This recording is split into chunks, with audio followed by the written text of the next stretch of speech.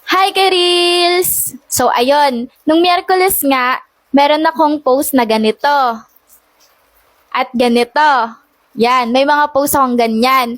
And may mga ilan na nagtanong kung ano ba daw yon, kung tungkol ba saan daw yon. Yung araw na yun kasi, talagang napapost na lang ako. Napapost talaga ako sa sobrang saya ko. Walang paglagyan yung saya na nararamdaman ko kasi sobrang saya ko talaga kasi medyo matagal ko din inantay yon. So ayun nga, at ngayon nga, gusto ko sana nung araw na yon makapag-video. Kaya lang, hindi ako nakapag-video kasi kulang yung oras ko, hindi kinaya nung oras kasi nakita ko yon or natanggap ko yon ay umaga pagka-uwi ko galing ng trabaho kasi nga panggabi ako. Diba production operator ako, tapos night shift ako, galing akong panggabi. Then gusto ko sana nung araw na din na yon mag-video. Kaya lang, sobrang antok na ako noon, hindi ko na talaga kaya. Tapos may pasok pa rin ako noon ng hapon. Kaya sabi ko sa sarili ko, try ko na makapag-video ng araw na yon pagising ko mamaya. Kaya lang, late ako nagising kaya hindi ako nakapag-video. Kaya kahit gusto ko na talagang i-share yon, pinigilan ko talaga yung sarili ko na i-share mo na yon kasi gusto ko nga ganito ko siya i-share sa inyo. And ayun nga, eto na nga, i-share ko na nga sa inyo. Yung mga post ko na yon is tungkol yun sa ako nga po ay monetize na po ako, na-invite na po ako for content monetization. And sobrang happy ko po kasi medyo matagal ko din pong inantay yon. Opo, monetize na po ako, na-invite na po ako for content monetization. And sobrang saya ko kasi lahat ng pinaghirapan ko, lahat ng pagod, lahat ng pagpupuyat ko is worth it talaga siya kasi na-invite na nga ako for content monetization. Kaya naman ng mga time na yon, sobrang saya ko na naiiyak ako. Hindi ko alam kung ano, halo-halong emosyon yung nararamdaman ko. Ewan ko kung ang OA ko lang sa part na to, pero ganun talaga yung nararamdaman ko. At dahil na-invite na tayo sa content monetization, share ko sa inyo yung naging journey ko para maka-inspire naman ako kahit papano sa inyo. Kung katulad ko, ikaw, hindi madali maging isang content creator. Lalo na kung nagsimula ka talaga sa scratch, as in zero, ganyan. Minsan nakakainip na, minsan nakakatamad, ganyan. Pero dahil gusto mo yung ginagawa mo, syempre ipapagpatuloy mo, ganon. Nag-start akong mag-content creator last year lang. Pero matagal ko na talagang gustong mag-vlog. Pero last year ko lang sinimulan.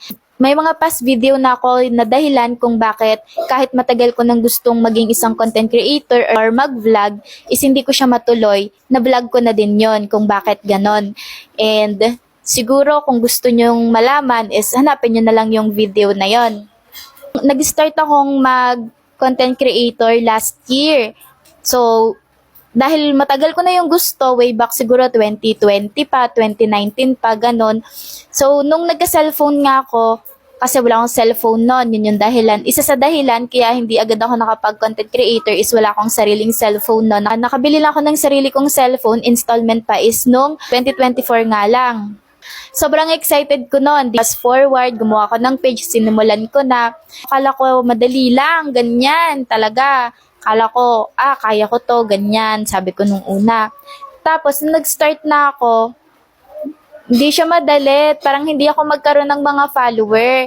Hindi ko alam paano sila dumadami yung follower nila, ganyan. As ako, diba, hindi naman ako sikat, hindi naman ako artista, hindi naman ako mayaman. Ang mga binavlog ko lang naman is about sa akin at sa mga taong mahal ko at nasa paligid ko, 'di ba? Yung mga bagay na kinahihiligan ko, mga bagay na gusto kong gawin, mga ganun lang. So, hindi ko alam kung walang masyadong nanonood ganyan nung una. Walang masyadong nanonood walang viewers, ganyan, mababa yung insights ko, tapos hindi ko rin alam paano yung magkaroon ng maraming follower hanggang sa fast forward nalaman ko na ganyan. Tapos yung naging journey is hindi talaga madali. Nung nalaman ko na kung paano yung kalakaran dito sa pagko-content creator, mahirap maging isang content creator habang ikaw ay may full-time job. Kasi magva-vlog ako, tapos e-edit ko yon, tapos minsan na ko na yung pahinga ko, nasa-sacrifice ko yung pahinga ko noon, ganyan. Production operator ako, nagna-night shift, nagda-day shift, ganyan. Tapos medyo malayo kasi taga dito ako sa Laguna, ang trabaho ko ay sa Batangas. So may shuttle. Wala talaga akong sinasayang na oras. Wala akong sinasayang na oras. Kahit nasa shuttle, hindi ako natutulog. Ginagawa ko is nagpapadami ako ng mga followers ko. Yung mga nasa shuttle na kasama ko, tulog sila. Ako hindi. Engage ako. Pinapadami ko yung mga follower ko, ganyan, para nga tumaas yung insights ko.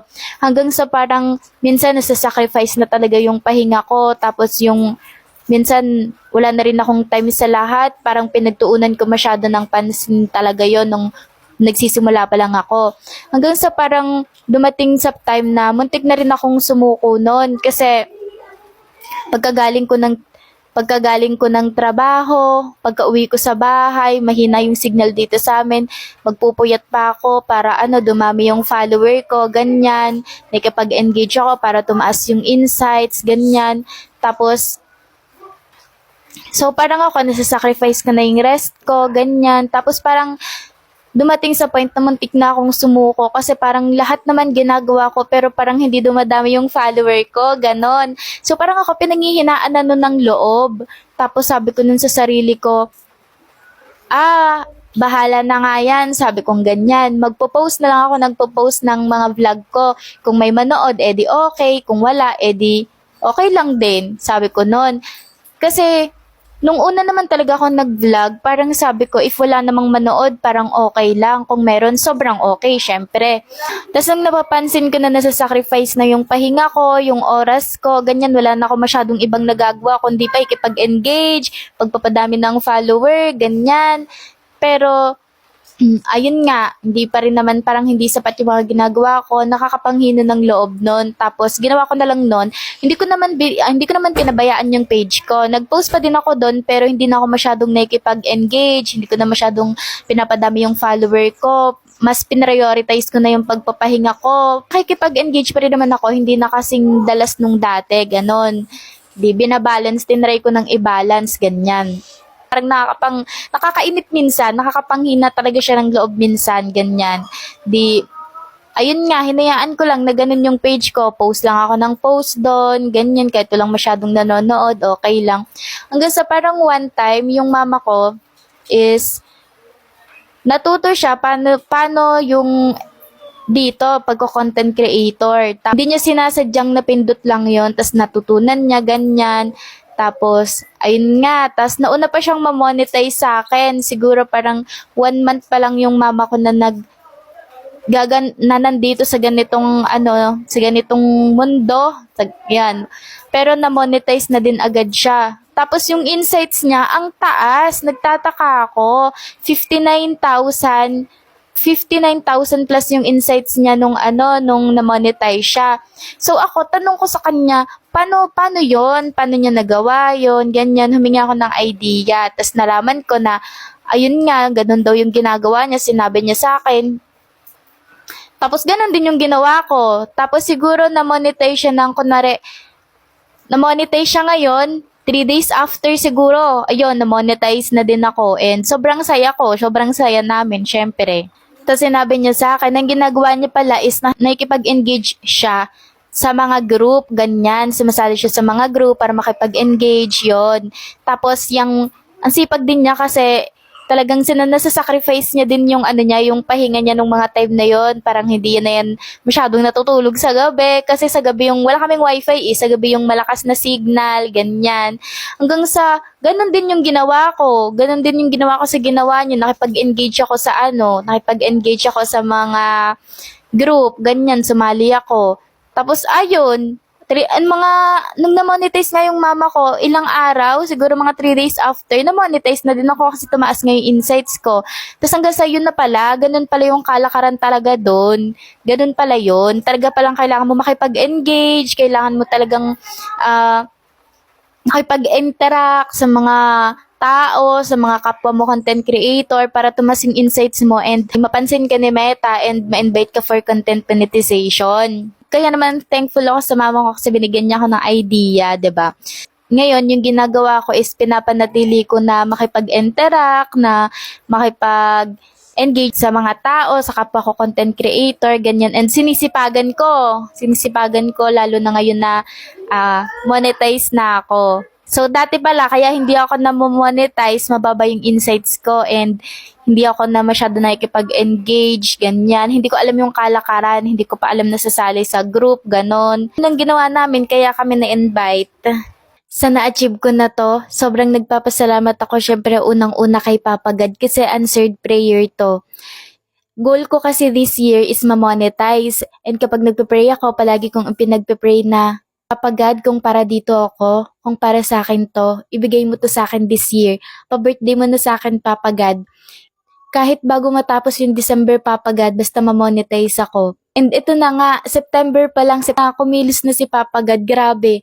Iba talaga pag si Papa God yung kumilos. Grabe talaga. Kaya naman sobrang nagpapasalamat ako sa kanya. Siya yung unang-una ko talagang pinasasalamatan sa na-achieve ko na to. And sunod, nagpapasalamat ako sa pamilya ko na walang sawang naniniwala at sumusuporta sa akin na kaya ko to, na may patutunguhan ako dito.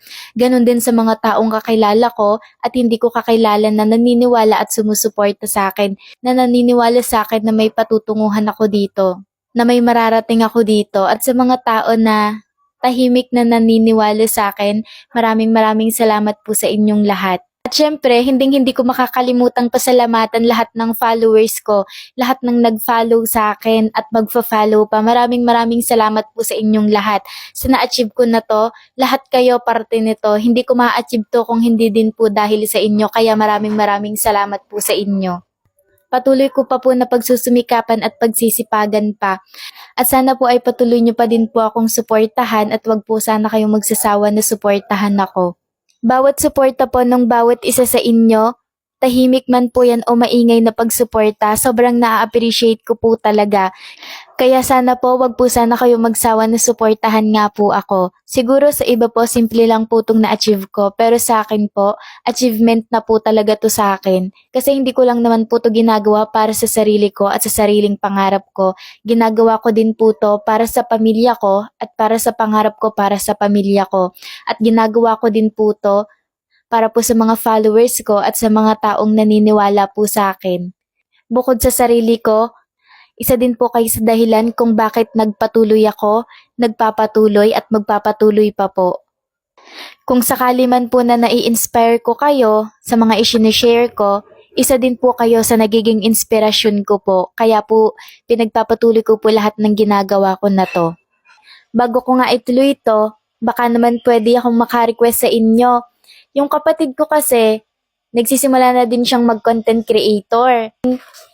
And baka naman pwedeng maka-request sa inyo na follow naman siya. At ilalagay ko na lang dyan sa taas yung FB page niya. Konting tips, ayun na nga, siguro nabigay ko na. May siguro nagka-idea na kayo doon sa mga una ko sinabi. Konting tips lang yung mabibigay ko sa inyo kasi hindi pa rin ako ganun kahusay dito sa pagka-content creator. And itong mga tips na ibibigay ko is based lang to sa sarili kong experience, sa sarili naming experience ng mama ko. Kaya kami na-invite sa content monetization. Personal experience lang to. Nasa sa inyo kung susundin nyo, 'di ba?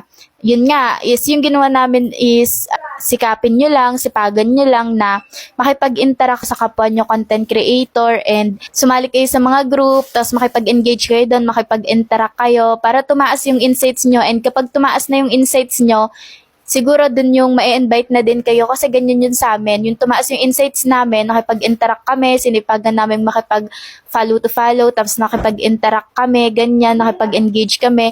Ayun, tumaas yung insights namin and yun nga, na-invite tayo for content monetization. And syempre, habang nakikipag-engage ka, maglaan ka rin syempre ng oras para mag-post. Syempre, alang namang makipag-engage ka lang tapos wala naman silang nakikita ng mga post mo, 'di ba?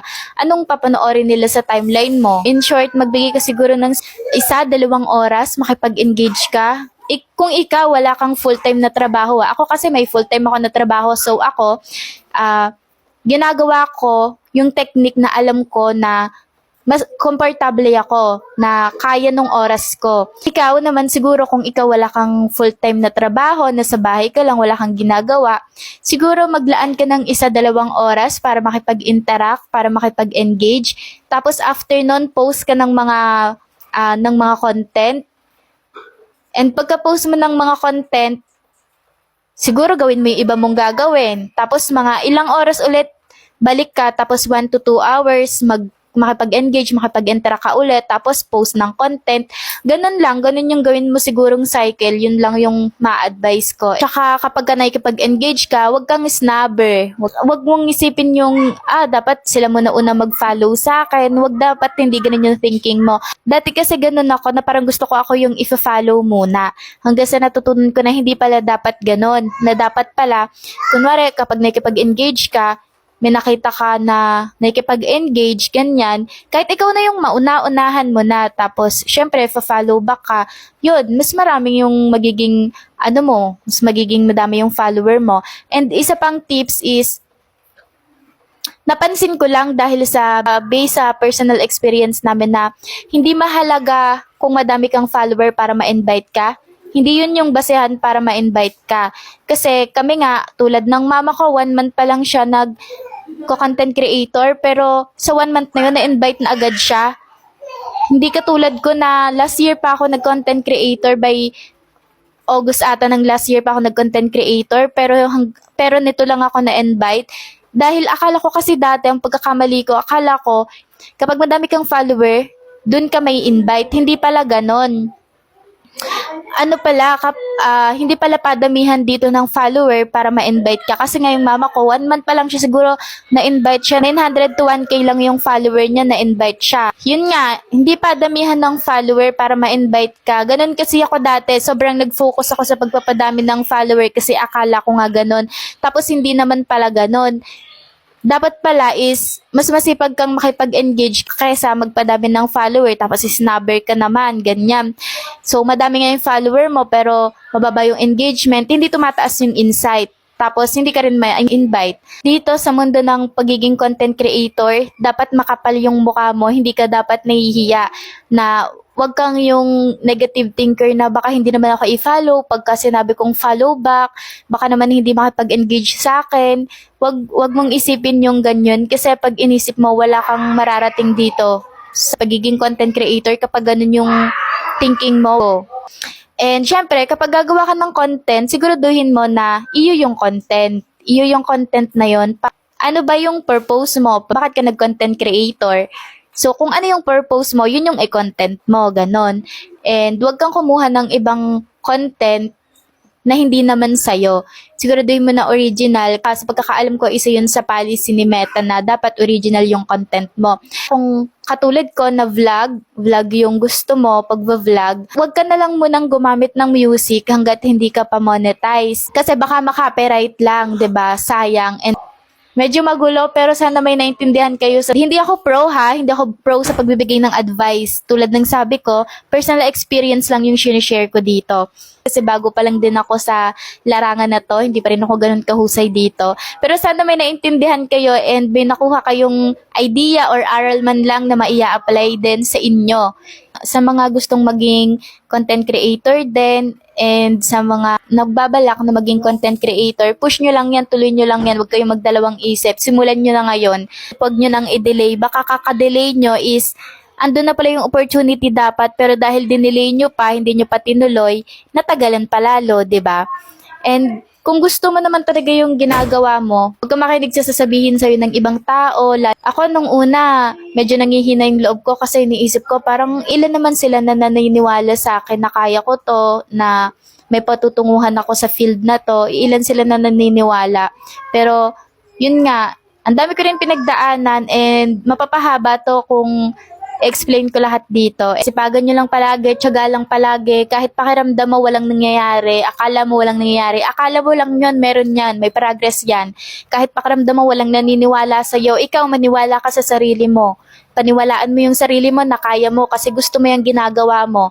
And kung gusto mo naman talaga yung ginagawa mo, yung sinasabi ng ibang tao, hindi naman na magmamatter sa'yo kung ano man yon. Kung hinihigit ka man nila pababa, wag mo silang intindihan, ituloy mo lang kung ano yung gusto mong gawin, ituloy mo lang ginagawa mo. Kasi ikaw yung nakakakilala sa sarili mo, alam mo yung mga bagay na gusto mo at kaya mong gawin.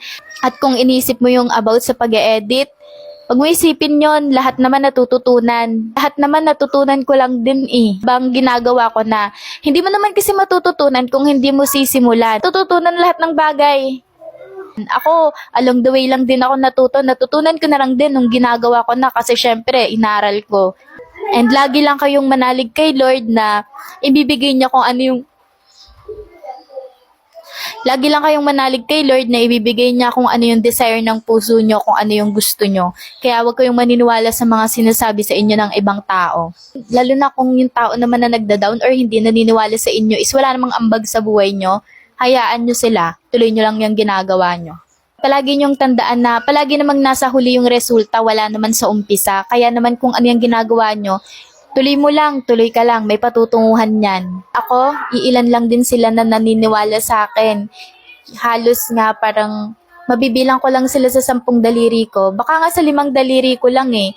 Eto ha, bago pa lang ako dito, pero isa sa mga lesson na natutunan ko is real talk to.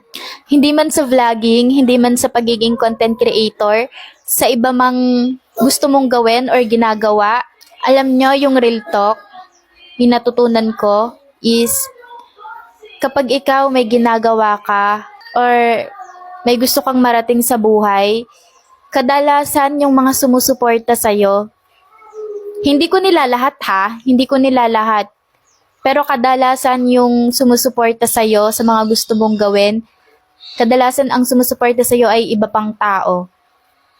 Minsan kung sino pa yung mga kamag-anak natin, yung ibang kakilala natin, sila, parang hindi ka nila susuportahan. Hindi ko nila lahat. Kasi ako, matandain ako kung sino yung mga taong sumusuporta sa akin. And masasabi ko na natutunan ko talaga na minsan kung sino pa yung kakilala mo, yung kamag-anak mo, minsan sila pa yung hindi susuportahan ka at ang susuporta sa'yo para umangat ka is masakit na reality is ibang tao pa. Sila pa yung, kung sino pa yung mga hindi mo kilala, sila yung solid yung suporta sa'yo sa mga ginagawa mo at i-cheer ka kahit hindi mo pa sila nakikita sa personal. Sila pa yung magpa-follow sa'yo, yung mag-share ng mga videos mo, yung magko-comment, yung magre-react sa mga yun. Sila pa yung mga tao na yun. Kung sino pa yung mga tao na hindi mo kakilala, at walang connection sa'yo at hindi mo pa nakikita sa personal, sila pa yung solid talaga na sumuporta sa'yo. Kaya, isang aral din na natutunan ko is, choose wisely sa mga tao na gusto mong ibilang sa buhay mo. Choose wisely sa mga tao na gusto mong maging parte ng buhay mo. Ako, bago pa lang din ako dito, tulad ng sabi ko, hindi pa ako ganun kahusay sa field na to. And yun, sana may natutunan kayo sa lahat ng sinabi ko kahit medyo magulo yung pagpapaliwanag ko dito, pero sana may natutunan kayo, no? At kahit papano, sana naka-inspire ako sa inyo sa mga sinabi ko. At dito ko na nga tinatapos ang video na to. At kung nagustuhan mo nga ang video na to, kung na-inspire man kita, please comment, react, and follow my page for more. And yun lang. Bye! Love you all!